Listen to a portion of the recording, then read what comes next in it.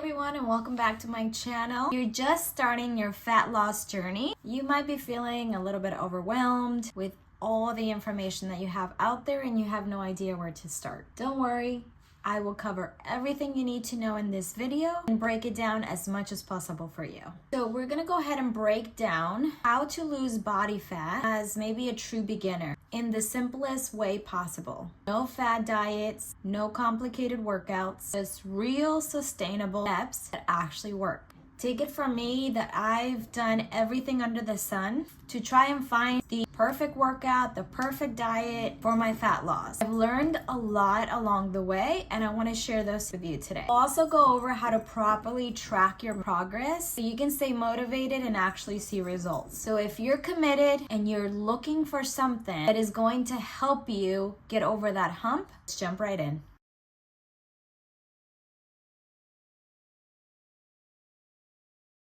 All right, so first things first, how do you actually lose fat? Fat loss boils down to one thing, a calorie deficit. You have probably heard this before 1,000 times, but not quite grasped what that means. To simplify it, it just means that you're consuming fewer calories than your body burns daily. Now that we understand basics, we're gonna get into it a little bit deeper. How do we actually get in a calorie deficit? There are 4 steps that we're gonna go ahead and cover today. Step 1, we need to calculate your maintenance calories. So this means how many calories it takes for you to maintain your current weight. You may do so by using a TDEE Calculator, which stands for Total Daily Energy Expenditure. I will put the link below of the one that I recommend and that I have used in the past. It works great. This would simply calculate how many calories you need on a daily basis to maintain your current weight. It takes the amount of calories that you burn just by breathing, right? Just by being you. So for example, if your TDEE is 2,500 calories a day, you need to eat below that number to start seeing fat loss results. Step 2, you want to set a goal for fat loss. A good starting point that I would recommend would be anywhere from a 300 to 500 calorie deficit a day. If you are new to this, I would recommend starting at the lower end of that and work your way up to 500 calories a day. So again, just to throw an example out there for you, if your maintenance calories is 2,500, aim for 2,000 to 2,200 calories a day. Step 3. You want to focus on whole, nutrient-dense foods like number 1 would be protein. This includes chicken, tofu, lean meats, eggs. Those are your protein sources. You want to add healthy fats like avocado, nut oils, olive oil. And then of course you want to add carbs.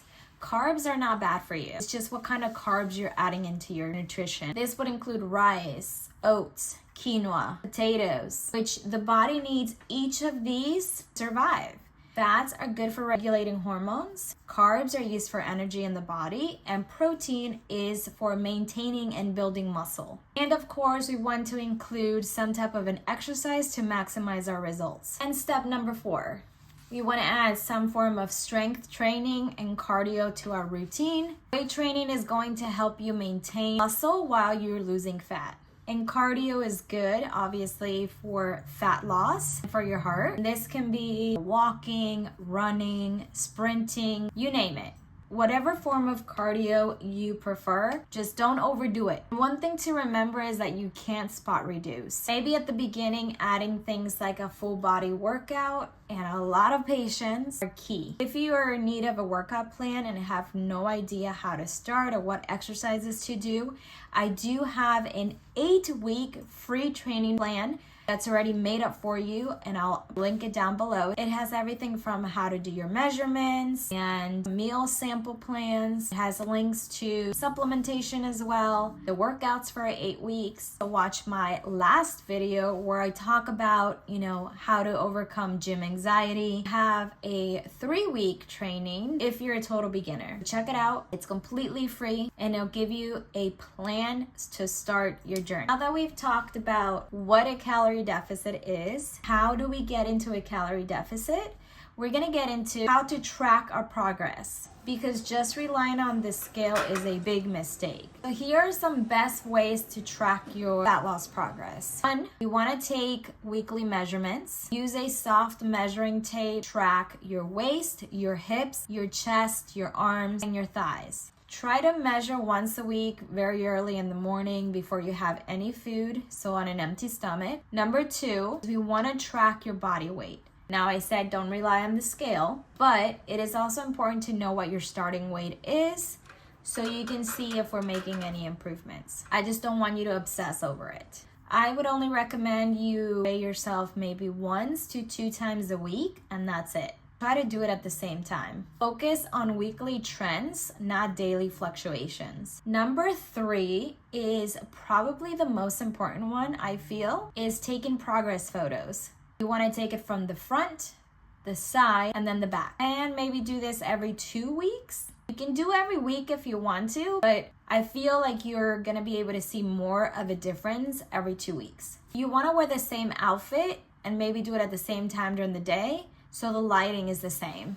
And then the other thing is pay attention to how you feel. What are your energy levels? What is your strength in the gym? Are your clothes fitting differently? These will be like the biggest indicators, I feel, because even if the scale doesn't budge too much, you'll still be able to feel the difference and see the difference. Muscle is more dense and compact than fat is, so it's gonna weigh more than fat. Just keep that in mind. This is why I say taking progress photos and just gauging how you feel and how your clothes are fitting are going to be the greatest indicators of your progress. The other thing that we want to do is track our macros, which is one of the best ways to stay on track with fat loss. It gives you a closer look at how many calories you're actually consuming on a daily basis. You will be surprised to know how far off you are in your calculations by tracking. I used to do this all the time. I used to undereat so much, and I thought I was hitting my protein when I was way off. My protein was so low that this is why I couldn't really progress in the gym. I wanted to grow my glutes more, and it wasn't happening even if I went to the gym every day. Learning how to track your macros and your nutrition is going to be super important for fat loss. What are macros? Protein, carbs, and fats. And your protein is about 4 calories per gram. It's key to helping maintain and build muscle. Carbs, they're your body's main energy source. This is where your body grabs from to get you through a tough workout. Carbs have 4 calories per gram as well. And then we get into fats. Fats have 9 calories per gram, essential for hormone and brain function. So now, how do you set your macros for fat loss? You can use any app out there. There's so many out there that help you track your food intake and your macros on a daily basis. The one that I use is MyFitnessPal. So let's put an example.